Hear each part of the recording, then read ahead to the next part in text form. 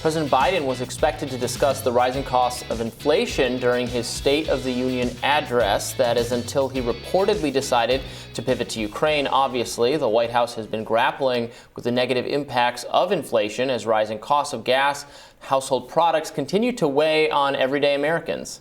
There's another big player in this story, former Treasury Secretary Larry Summers, who has been vocal about inflation for a very long time now, but in the last year plus. According to Summers, housing inflation will surge 7% in 2022. But as David Dayen notes in the New York Times, Summers championed the system that's led to soaring inflation and chronic supply chain issues. One example Dayen points to is the shipping industry, which earned twice as much in the first 3 quarters of 2021 as it did in the entire period between 2010 and 2020. David Dayen joins us now to discuss further. Welcome, David. Great to see you. Good to see you. Thanks. And Larry Summers delightfully responded to your recent New York Times op-ed saying, golly gee, why is David Dayen even focusing on my, quote, ideas? They're not even that important or interesting. I don't understand. Such a character. Great. It was a great piece, though. And let's start with the supply chain piece. And there is bipartisan reform, that is being pushed through now to try to, do something about this bottleneck. So, what did Larry Summers and those who agreed with him do about the supply chain issue that helped create the crisis that is driving inflation now? The reality is Summers is reflective of an economic consensus that built the system of commerce that we're dealing with right now. And that system is predicated on finding the lowest cost labor, so outsourcing everything, putting a lot of pressure on transportation systems to get goods moving. It's based on deregulating those key portions of the supply chain so that those are as cheap as possible. It's predicated on centralization of production. That's through monopolization and also a geographic centralization like we see in China. And it's based on getting everything only when you need it. So you have no slack in the system.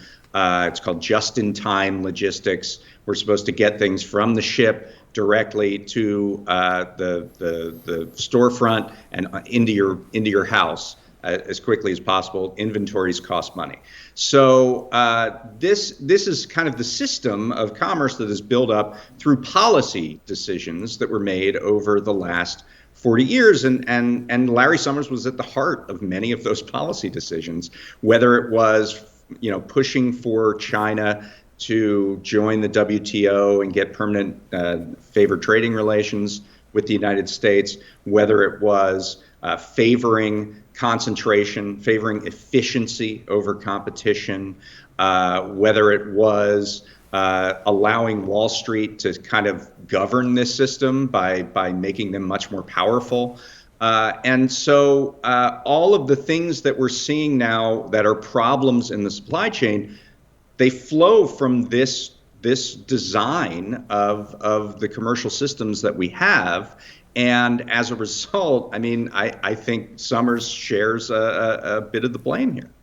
So he responded, Larry Summers, on Twitter, "Not sure I deserve to be as prominent on New York Times op-ed page as Xi and Putin this morning. I'm flattered that David Dayen and New York Times editors think my ideas are as consequential for inflation as trillions in fiscal stimulus, especially easy monetary policy and a pandemic." So obviously he thinks that is what is driving the inflation, not his own policies. How do you respond? Yeah.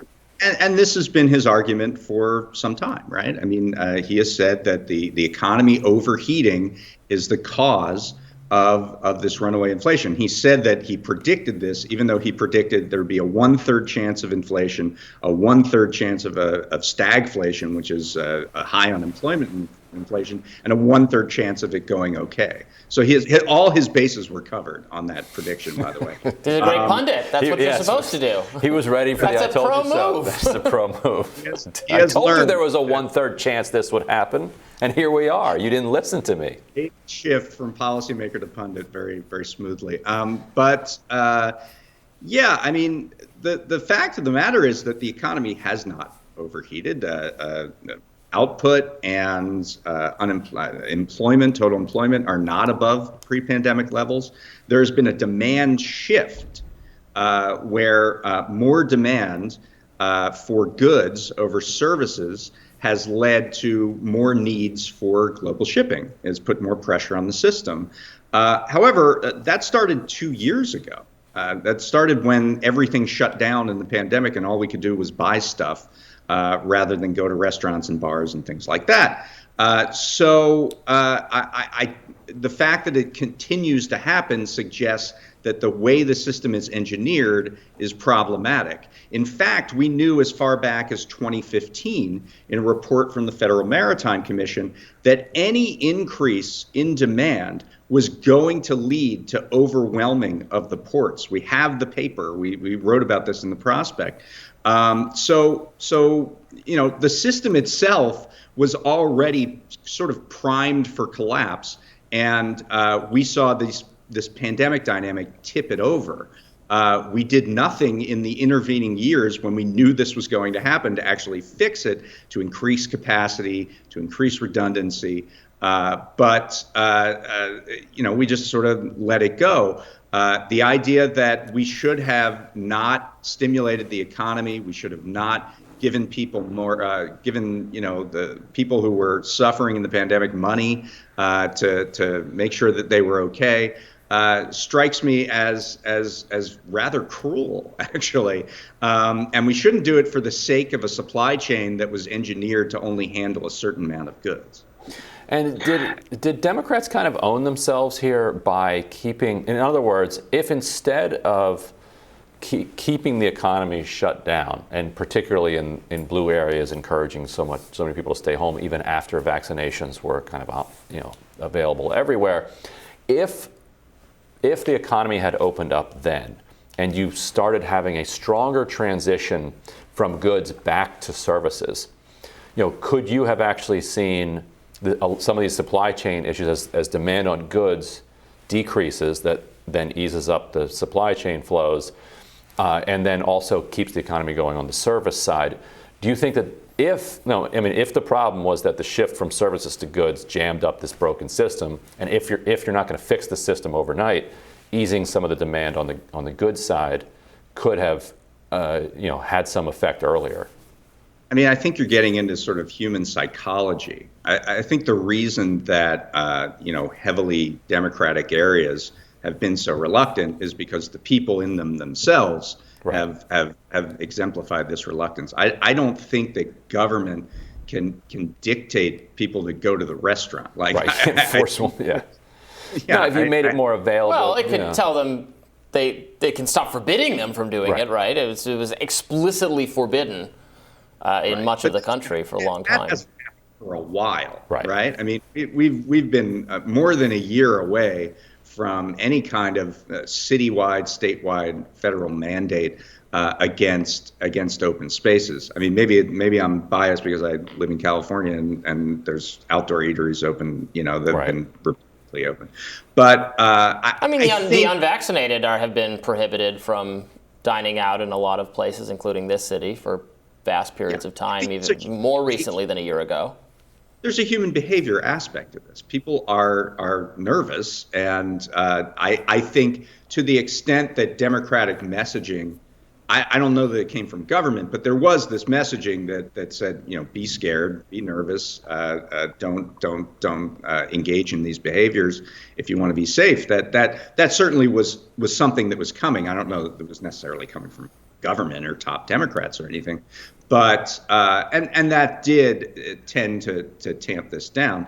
But we have an economy that pushed towards convenience even before the pandemic, right? 2-day shipping and Amazon delivering everything to your doorstep. And it turns out that you can't actually sustain the model while doing that. The 2015 report was largely focused on if Congress passed the TPP, which was the trade agreement with Asia that would have increased total import of goods. Certainly, the e-commerce revolution is going to do that. We found a study in our piece on warehouses that shows that in order to meet demand for e-commerce by 2025, you would need 1 billion more square feet of warehouse space in America. I mean, we were just unprepared to deal with a lot of this stuff, and it's because there was a philosophy, an economic philosophy that said you don't need inventories. You don't need to invest in our ports. You don't need to do any of that. We have this very efficient system, and we're going to sacrifice all of the things that we sacrificed with outsourcing, abandoning communities, sacrifice with monopolization, concentration of wealth. But David, isn't it a little bit self-correcting? I mean, if it suddenly starts getting more expensive, it takes longer to have have you Amazon order something immediately. Okay, well then I'll go get it at the store instead, and then it'll ease up pressure somewhat, and then it goes back the other way. Like, is there a self-correcting dimension to it? I think what we've seen in the pandemic is it's folded in on itself. I mean, during the pandemic, there was you actually couldn't go to the store. There was an explicit force discouraging you from. So I see why during the pandemic it gets stressed. But under normal times, people will ease off that if it becomes less convenient. Yes, I mean potentially, but I mean I think what we've seen is that none of that has solved the supply chain problem, because we actually have eased off. You know, the peak of this shift in demand, where goods were being favored over services, that peaked a year ago, right? And it's come down by about half since the peak in 2021. And we're worse than ever in some ways in terms of the supply chain. So the problem is that one of the problems is that many of the actors within the system have no incentive to fix it. Shipping rates are at astronomical highs. Profits in the rail industry are huge. Profits in the trucking industry are huge. They're benefiting off of the chaos. So that's one of the problems. And the other problem is that these tangles just fold in on themselves. I mean, if you look at what's happening offshore of the ports of Los Angeles and Long Beach, for example, they just don't have any space to take in these higher ships.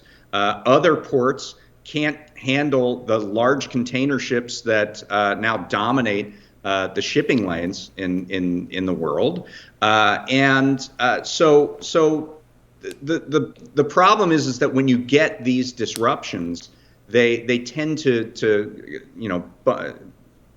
increase on themselves. And the other problem is that the pandemic isn't the only thing that can cause that disruption. I mean, we certainly the war in Ukraine is showing us that right now in terms of gas supplies, in terms of grain, which is a huge export for Ukraine. We've seen natural disasters in places like China and in the United States cause supply disruptions over time. We've seen political unrest. We've seen freak accidents. There was a fire earlier this year in the semiconductor facility in Berlin that makes the machines that make semiconductors. So, and it's the main facility. It's like one of the only ones that make these machines. So how are you going to increase capacity? So there are a lot of problems when you build a supply chain that is this fragile. Sort of any disruption can be magnified by it. And that leads to especially when you're already in a stressed state, that leads to the problems that we're seeing right now. Yeah. Well, David, thank you so much for joining us today. We really appreciate it. All right. Thank you. We'll be back with more Rising right after this.